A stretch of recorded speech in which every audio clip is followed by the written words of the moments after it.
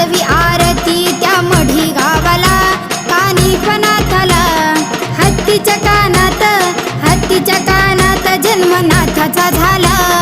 जय देव श्री नवनाथा, श्री नवनाथा. आरती ओवाळू मनोभावे ओवाळू श्री नवनाथा. जय देव माझी 6वी आरती हरंगुळ गावाला, भरतरी नाथाला. पशुपक्ष्यांची भाषा आहे अवगत याला.